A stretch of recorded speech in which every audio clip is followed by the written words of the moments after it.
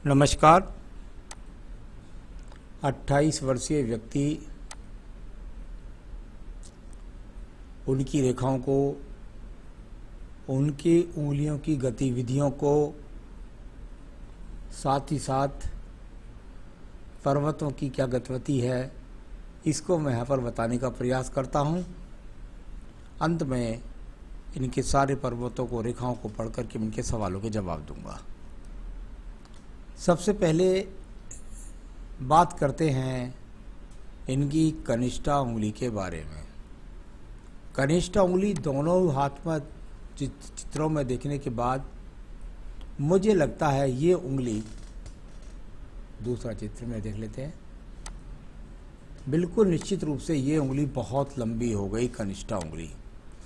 मैंने हमेशा बताया कि हस्तरेखा विज्ञान में, सामुद्रिक शास्त्र के अंदर सूर्य की उंगली के प्रथम पर्व तक ही इस उंगली का पहुंचना अच्छा होता है। जब ये इससे आगे निकल जाए तब नुकसान, जब इससे ज़्यादा छोटी रह जाए तब नुकसान। कुल मिलाकर के वर्तमान में इसकी जो लंबाई है वो व्यक्ति के जीवन के अंदर बहुत संघर्ष पैदा करती है। व्यक्ति ऊंचाइयों को प्राप्त करने का बहुत प्रयास करता है और वो प्राप्त करने में व्यक्ति को बहुत ज़्यादा मेहनत के बाद भी उसकी प्राप्ति नहीं हो पाती। कभी कभी बहुत ज़्यादा धन होने के बाद और ज़्यादा धन पाने के चक्कर में व्यक्ति अपना आत्मिक सुख भी छोड़ देता है, उसको आत्मिक शांति भी नहीं रहती है। तो कुल मिलाकर मानसिक स्थिति में आत्मिक शांति नहीं। वर्तमान पर्व ठीक है, कोई दिक्कत नहीं है, मानसिक स्थिति में कुछ बेचैनी रहेगी ज़रूर। ये आपके जीवन में एक रोग है, मिल गया तो सारी उम्र आपके अंदर ये बात आपके मन के अंदर होती रहेगी, क्योंकि उंगली की लंबाई ज़्यादा है। तो इस पर कंट्रोल करने का प्रयास करें, ये मेरी आपसे कहने का प्रयास है। सेकंड पर्व बिल्कुल व्यवहारिक अच्छा है। आप वो व्यक्ति हैं जो अपने मन से, अपनी तरफ से किसी का मन नहीं दुखाते हैं। तीसरा पर्व वो आर्थिक पर्व मौजूद यहाँ पर है कि आप यदि प्रयास करें तो आपको निश्चित रूप से आज की तारीख में किसी भी सेक्टर के द्वारा जॉब की प्राप्ति हो जाएगी। यहाँ बात करता हूँ मैं आपकी सूर्य की उंगली के बारे में। जीवन के अंदर यश मान सम्मान प्राप्ति करने के लिए इस उंगली को देखा जाता है। प्रथम पर्व पर अगर मैं देखता हूँ तो इसकी लंबाई और दूसरी बृहस्पति की लंबाई जब व्यक्ति की एक समान हो जाती हैं, बराबर हो जाती हैं, तो ऐसे व्यक्ति का जीवन एक समान स्थिति में बहुत लंबा बीतता है, ऐसा इसलिए बोल सकते हैं यहाँ पर। तो अगर सूर्य की लंबाई थोड़ी सी ज़्यादा हो उंगली की तो यह है कि व्यक्ति उस चीज़ से बाहर निकल आता है, उसमें प्रगति जो है वो थोड़ा सा आगे बढ़ जाती है। कुल मिलाकर उंगलियों के बीच में शनि की और सूर्य की में बहुत बड़ा गैप है। अपने घर से दूर जाकर नौकरी करने के संकेत, बुढ़ापे में माता पिता की इच्छा, अपनी इच्छा अनुसार सेवा ना कर पाना, ऐसा व्यक्ति के पास उसकी कार्य मजबूरी के कारण हो सकता है। यहाँ पर पर्व को देखता हूँ, कोई मानसिक रोग नहीं है, कोई बीपी का रोग नहीं है, कोई आंखों का रोग नहीं है। सेकंड पर्वत पर देखता हूँ तो राज्य सरकार से संबंधित अभी लाभ का संयोग नहीं है। साथ ही साथ जो परिवार से सम्मान है, परिवार का सम्मान है, आपका सम्मान है, वो समाज में ठीक है। शनि पर्व भाग्य का पर्व या रोगों का पर्व। प्रथम पर्व ठीक है, कोई स्थायी रोग नहीं है। सेकंड पर्वत पर सहयोगात्मक रेखाएं, खड़ी हुई रेखाएं नहीं है। जब इस प्रकार की स्थिति हो तो कहते हैं कि भाई भाग्य साथ नहीं दे रहा और धन के अच्छे स्रोत नहीं बन पा रहे।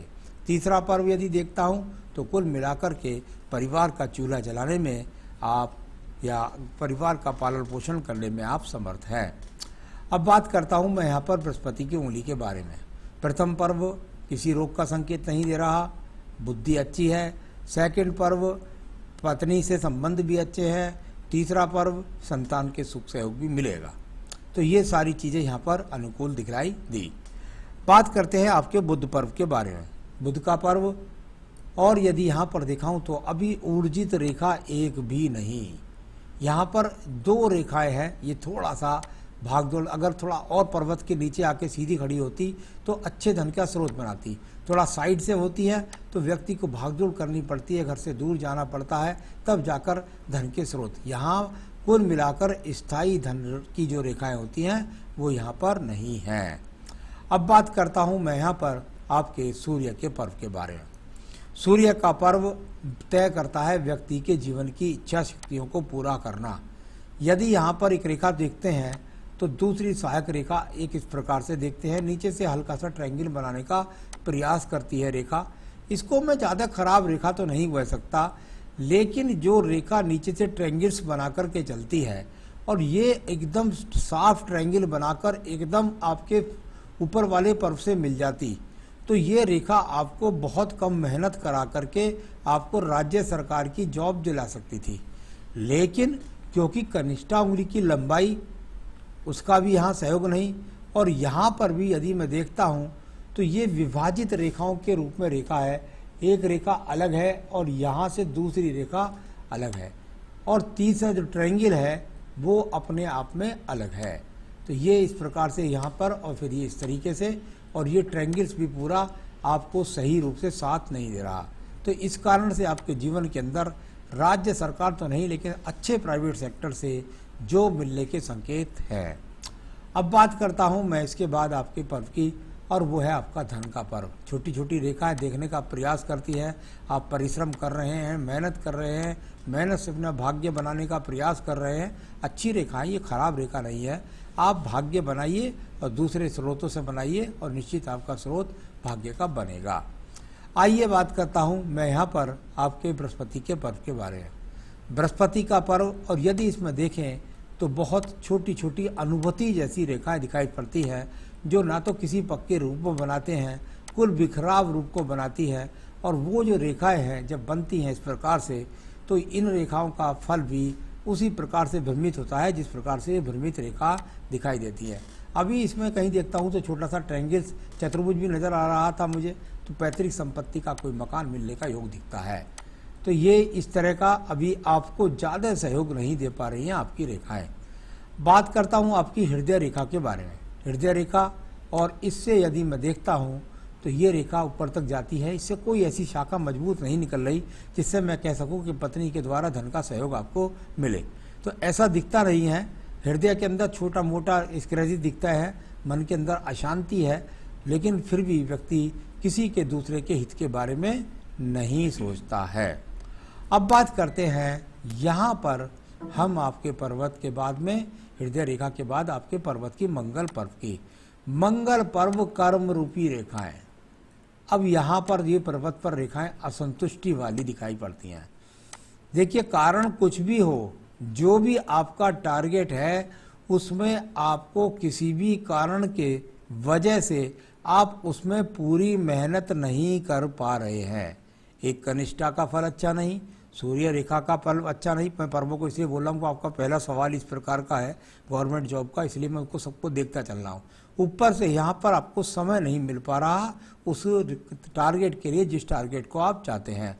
तो इस तरह की स्थिति मंगल वाली, इससे काम नहीं चलेगा, इससे बहुत मेहनत करनी पड़ेगी, जब भी आपको अपने जीवन का टारगेट पा सकेंगे। अब देखते हैं, देखिए आपकी बुद्धि रेखा। जब बुद्धि रेखा चलती है तो यहाँ पर यदि आप देखेंगे तो कितनी लहरदार, शुरू में ही सबसे पहले दीप पैदा हो गया, यानी टारगेट को देर से प्रारंभ किया और उसके बाद लहरदार हो गई रेखा। बुद्धि रेखा लहरदार हो जाए, व्यक्ति भ्रमित होता रहता है, कभी इस टारगेट पे जाऊं, कभी उस टारगेट से रोक दिया, थोड़े दिन के बाद सही रूप से सही टारगेट नहीं प्राप्त कर सकती बुद्धि रेखा ऐसी। वो यहाँ कनिष्ठा उंगली भी ठीक रही, सूर्य का पर्व भी ठीक नहीं, और आपकी ये बुद्धि रेखा भी इसमें अप डाउन या लगातार आपका प्रयास प्रथम मंगल पर्व से भी नहीं है। तो कुल मिलाकर आपके पहले सवाल का जवाब मैं यहाँ पर दे देता हूँ, क्योंकि वो यहाँ पर आपका पूरा हो चुका है। आपने कहा सर बहुत टाइम से गवर्नमेंट सर्विस की प्रिपरेशन कर रहा हूँ बट कोई सक्सेस नहीं मिल पा रही है। मेरे हिसाब से राज्य सरकार की नौकरी का यहाँ मुझे बहुत असंभव लगता है। आपको मैं दूसरी बात जरूर कहना चाहूँगा कि आप जिस भी टारगेट के अंदर हैं, अगर किसी प्राइवेट अच्छी जॉब को क्षेत्र में जाएंगे तो आप वहाँ से भी अच्छी ऊंचाई प्राप्त कर सकते हैं। ऐसे योग हाथ के अंदर बहुत हैं।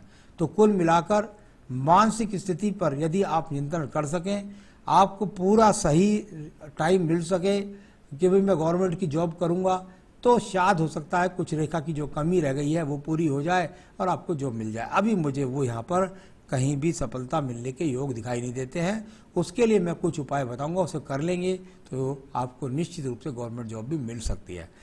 तो चलिए दूसरा, अब आपका आगे चलते हैं। द्वितीय मंगल पर्वत पर किसी प्रकार के कोई झगड़े के, झंझट के, कोर्ट के, कचहरी के, मुकदमे के, इस तरह के कोई भी योग नहीं है। चंद्र पर्वत पर किसी भी विदेश यात्रा का योग नहीं, देश में कोई बड़ी छोटी तीर्थ यात्रा का योग नहीं, किसी भी प्रकार से केतु स्थान पर कोई बड़े रोग का संकेत नहीं, यहाँ चंद्र पर्वत पर पानी में डूबने का डर नहीं और मानसिक डिप्रेशन का शिकार नहीं। तो कुल मिलाकर ये अपने आप में अच्छी अनुभूति है। अब बात करता हूँ मैं आपकी बुध रेखा के बारे में।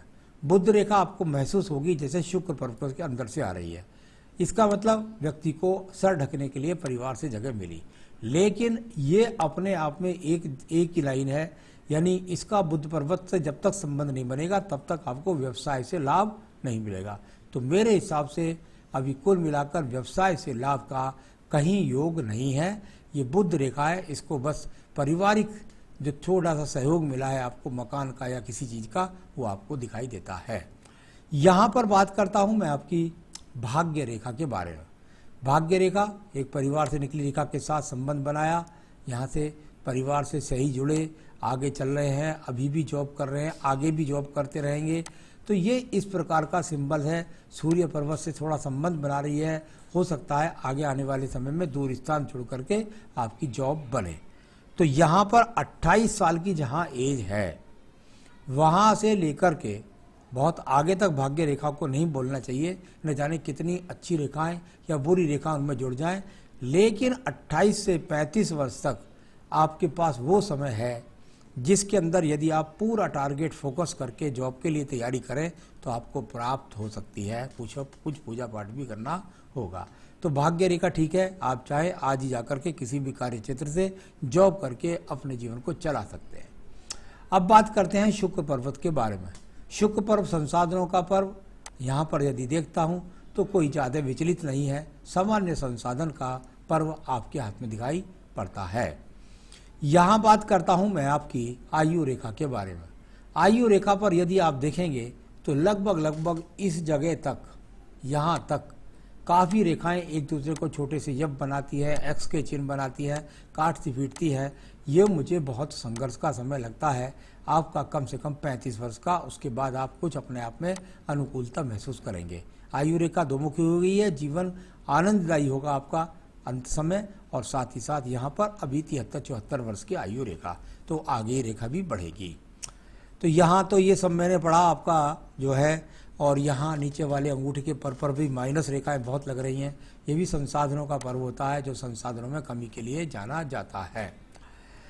आपका सवाल नंबर 2 है, सर मेरी शादी 2019 में हुई थी पर कोई बच्चा नहीं है, उसके बारे में बताएं। यहाँ से मुझे देखने में लगता है कि आपके पास वो यव चिन्ह छोटे छोटे हैं जिससे संतान को रेखाओं को जाना जाता है। अगर आप देखेंगे तो छोटे छोटे यव के चिन्ह मैं बता देता हूँ किस तरीके हैं। अगर वो पत्नी के हाथ में भी छोटे छोटे यव के चिन्ह यहाँ पर हैं तो निश्चित रूप से आपको संतान प्राप्त होगी।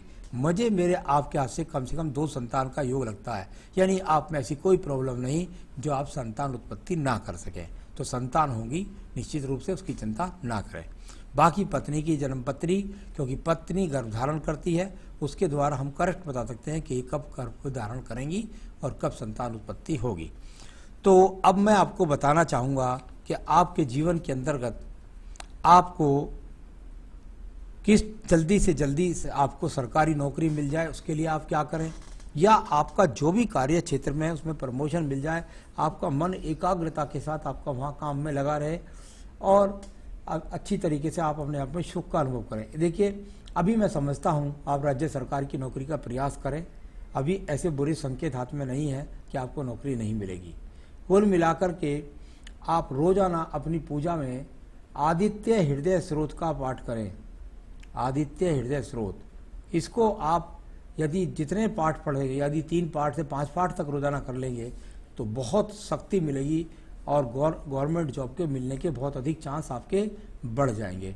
तो आदित्य हृदय स्रोत पढ़ें। एक बेहतरीन सा आप यहाँ पर चाहें तो पुखराज धारण कर सकते हैं इस उंगली के अंदर, आप चाहें तो मुझसे मंगा सकते हैं। संतान कारक होगा, नौकरी कारक होगा, प्रमोशन कारक होगा। तो ये पुखराज आपको धारण करना है। आदित्य हृदय स्रोत का आपको रोजाना पाठ करना है। बस इतना कर लीजिए, आपके जीवन में बहुत कुछ आपको प्राप्त हो जाएगा। नमस्कार।